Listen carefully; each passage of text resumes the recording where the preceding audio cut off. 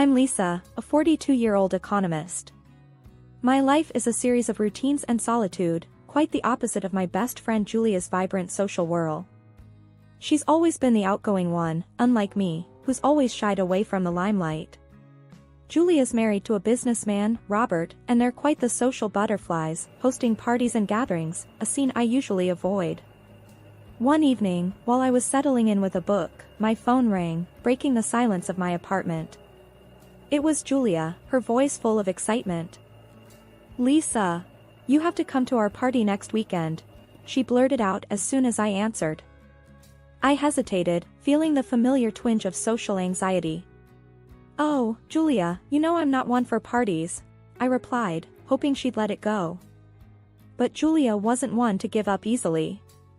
"Come on, Lisa, it'll be fun. Plus, there's someone I really want you to meet," she insisted, a hint of mystery in her voice. Despite my reluctance, Julia's enthusiasm was infectious. Okay, I'll come. But I'm not staying late," I conceded, already dreading it. "You're going to love it, I promise," Julia said before ending the call. The night of the party, I found myself standing awkwardly in a corner of Julia's lavish living room, clutching a glass of wine for comfort. The room buzzed with laughter and chatter, a stark contrast to my quiet corner. As I was planning my escape, I bumped into a man as I turned around. "Oh, I'm so sorry, I didn't see you there," he apologized with a warm smile. "No, it's my fault. I tend to blend into the background," I said, offering a small smile in return. He extended his hand. "I'm Michael. And you are?" "Lisa," I replied, shaking his hand. "A friend of Julia's."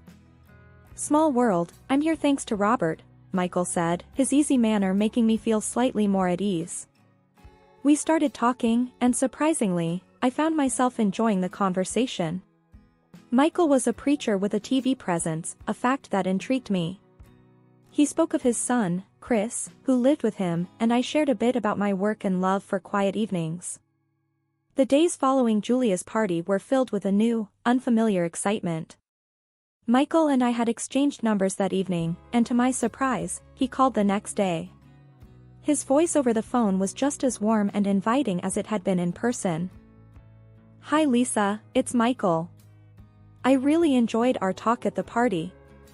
Would you like to grab coffee sometime?" he asked. I hesitated, not used to such attention, but the memory of our pleasant conversation prompted me to accept. "Sure, coffee sounds nice," I replied, a hint of nervousness in my voice. We met at a quaint cafe downtown, a place far removed from the bustling atmosphere of the party. Sitting across from Michael, I found myself opening up about my life and work, something I rarely did with someone I had just met. "So, what's it like being an economist?" Michael asked, his eyes showing genuine interest.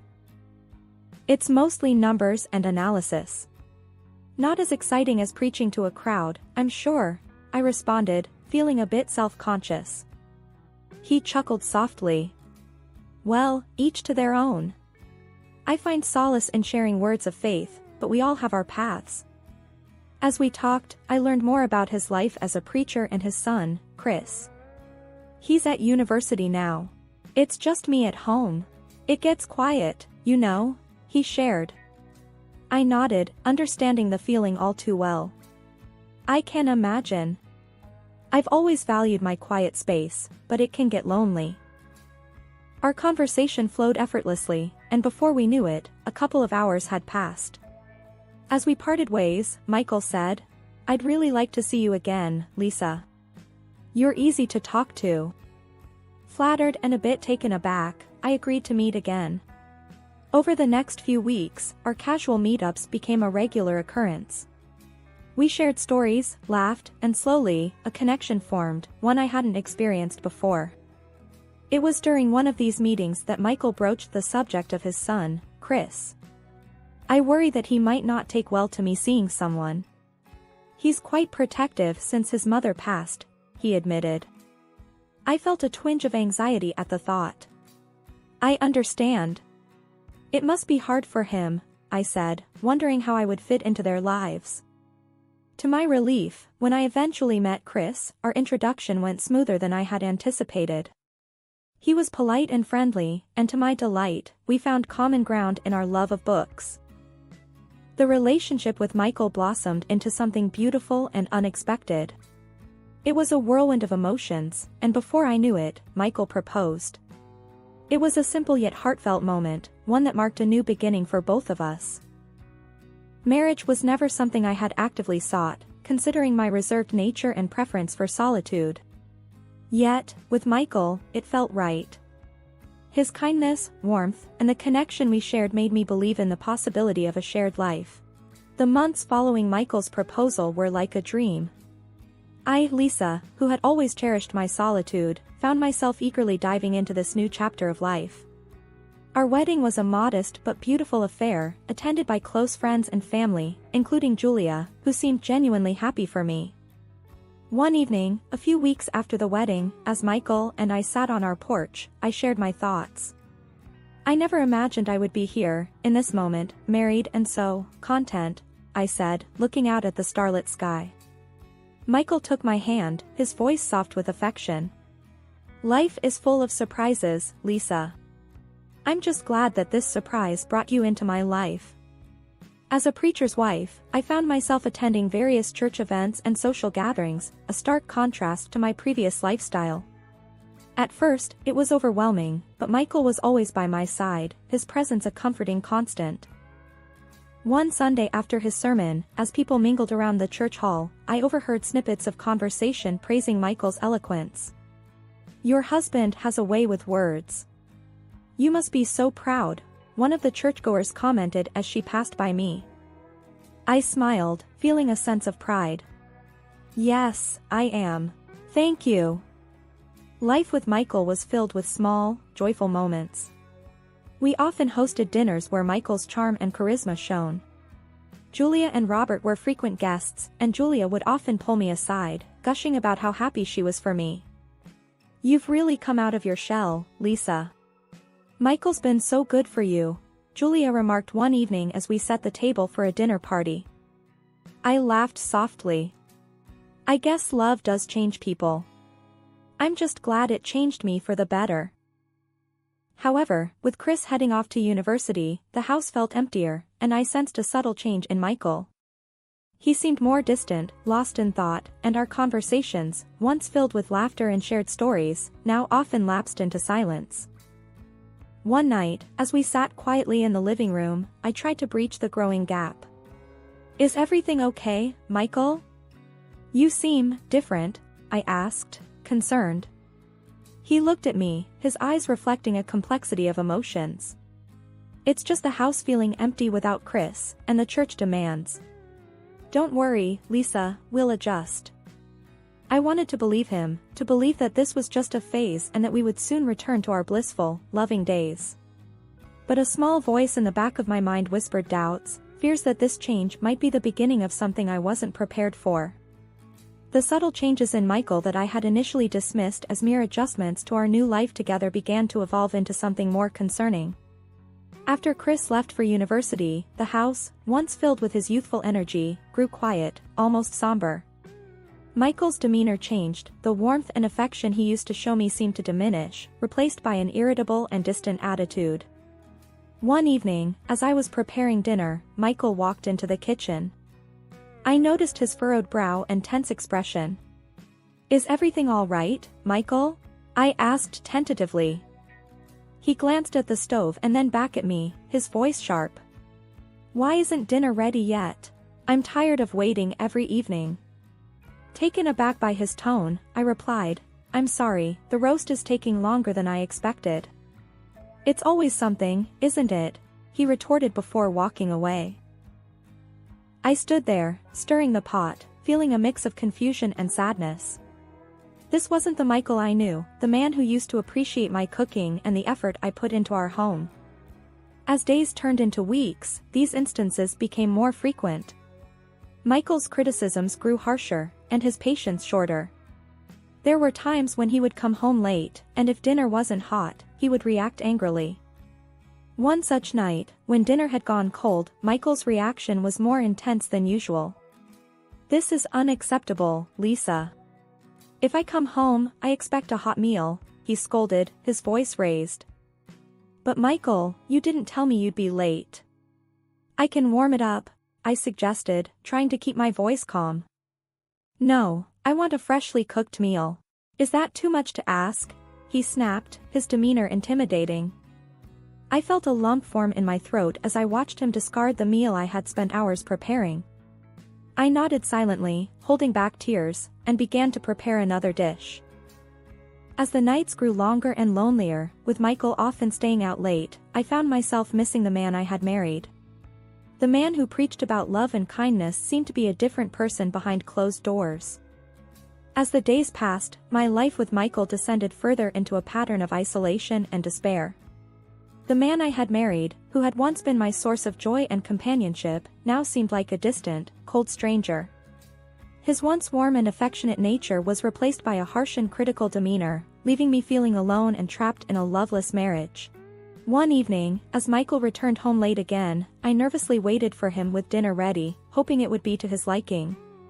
The moment he entered, I could sense his discontent. "This is what's for dinner?" "It's practically the same as last night," Michael remarked, a tone of annoyance in his voice. I tried to keep my voice steady. "I thought you liked this dish, Michael. I can make something else if you want." "No, just leave it. I'm not in the mood for your cooking tonight," he said dismissively, walking away from the table. I stood there in the kitchen, the untouched plates of food in front of me, fighting back tears. The loneliness and despair were overwhelming, and I longed for someone to talk to. I picked up the phone and called Julia, hoping for some comfort. "Julia, it's Lisa. I don't know what to do anymore. Michael is so different now. He doesn't even eat the meals I prepare," I shared, my voice trembling. "Oh, Lisa, you're probably just overthinking things. Michael's a good man. Maybe you're just not used to being married yet," Julia responded, her tone lacking the empathy I desperately needed. "But he's hardly ever home, and when he is, all he does is criticize me." "It feels like he doesn't care at all," I said, hoping she would understand the gravity of my situation. "Lisa, marriage is about compromise. Maybe try talking to him, see what's bothering him." "I'm sure it's nothing serious," Julia suggested, not fully grasping the depth of my unhappiness. I hung up the phone, feeling more isolated than ever. Julia, whom I had always counted on, couldn't see the pain I was in. It seemed like I had no one to turn to, no one who understood. I started to question my own judgment, wondering if this was all my fault, if there was something I could have done differently to prevent Michael's transformation.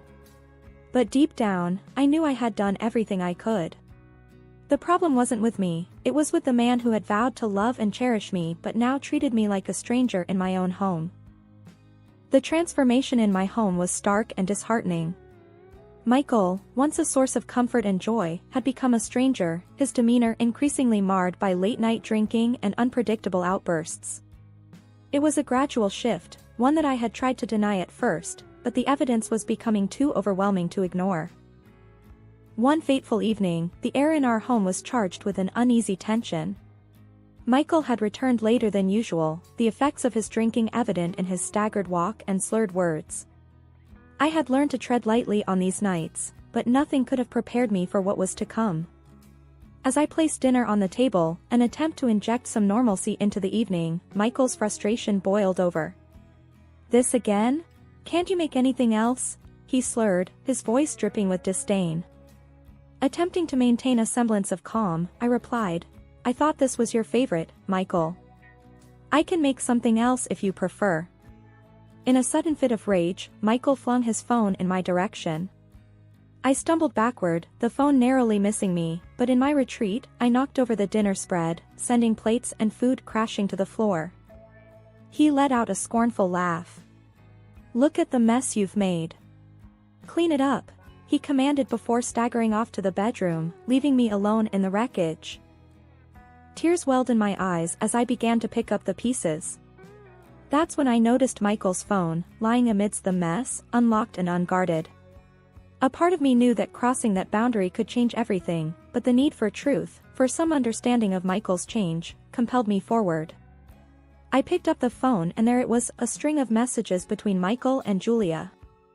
"Can't wait to see you again, missing you, Lisa suspects nothing," the words blurred as tears welled up in my eyes. The betrayal was twofold. My husband and my best friend, two people I had trusted implicitly, were stabbing me in the back. My heart sank as I read each line, a mix of affectionate exchanges and plans for secret rendezvous. I sat there, amidst the chaos, the phone in my hand a testament to their betrayal. Feelings of hurt, anger, and disbelief swirled within me. How could they do this to me? How long had this deception been going on right under my nose? In that moment, I decided to keep this revelation to myself. I needed time to process this betrayal and to plan my next steps carefully. This knowledge was a weapon, and I needed to wield it wisely. I cleaned up the kitchen, my mind racing with the implications of what I had just discovered. The man I had loved and the friend I had trusted had both deceived me in the most intimate way possible. Sleep eluded me that night as I lay in bed, the truth gnawing at me. The next day was a blur, my interactions with Michael mechanical and devoid of emotion. He seemed oblivious to the storm raging inside me, a storm fueled by his own duplicity. Several days after the revelation of Michael's affair, the atmosphere at home had become unbearable. His late-night arrivals and the palpable tension between us escalated into frequent verbal attacks. I knew I couldn't endure this any longer, it was time to take a stand. One evening, as Michael launched into another tirade over some trivial matter, I interrupted him, a newfound resolve in my voice. "Enough, Michael. I can't do this anymore," I said firmly, holding out an envelope. "These are divorce papers." Michael stopped mid-sentence, his anger giving way to shock. "Divorce? Are you serious, Lisa?" "Yes, I am," I replied, my voice unwavering. "I know about your affair with Julia. I'm not going to hide it anymore. It's over." Michael's demeanor changed from shock to desperation. "Lisa, please, think about this. You can't do this to me. It will ruin my career as a preacher. My reputation will be destroyed." "I've thought about it plenty, Michael. Your career and reputation are no longer my concern. I deserve better than this," I stated, my tone resolute. He began to beg, his voice tinged with panic. "Lisa, I'm begging you. Please don't do this. We can work this out." "No, Michael. There's nothing left to work out. You broke our vows, and I won't stay in a marriage built on lies," I responded, my decision clear. Michael's face contorted with anger, his voice rising. "Fine. Go ahead with your divorce. But remember, you won't get a cent from me. I'll make sure you're left with nothing, out on the streets." As I stood there, absorbing his harsh words, he delivered a final, cruel blow. "You're just a fool, Lisa. Just as stupid as my dead wife." At that moment, the door opened, and Chris, Michael's son, stepped into the room. I didn't tell my husband that I invited my stepson to stay for a few days. The moment Chris stepped into the room, the dynamic shifted dramatically. His face was a mask of shock and anger, a stark contrast to his father's blustering fury. "What did you just say about Mom?" Chris demanded, his voice quivering with rage. Michael, caught off guard by his son's sudden appearance, tried to regain his composure. "Chris, this is not what it looks like. We were just..." "Save it, Dad." "I heard everything." Chris cut him off, his eyes burning with anger. "How could you say such things? About Mom, about Lisa?" I stood there, watching the confrontation unfold, my heart pounding. This was the moment of truth, the culmination of all the pain and betrayal. "Chris, you don't understand. It's complicated," Michael attempted to explain, his voice faltering. "Complicated? You're cheating on Lisa, and you insult her and Mom in the same breath. What's complicated about that?" Chris shot back. Michael's face was a mixture of frustration and defeat. He looked at me, then at Chris, realizing that his usual tactics weren't going to work this time. Chris, listen to me. Your stepmother is exaggerating things. She's trying to turn you against me, Michael said, attempting to regain control. I'm not a kid anymore, Dad.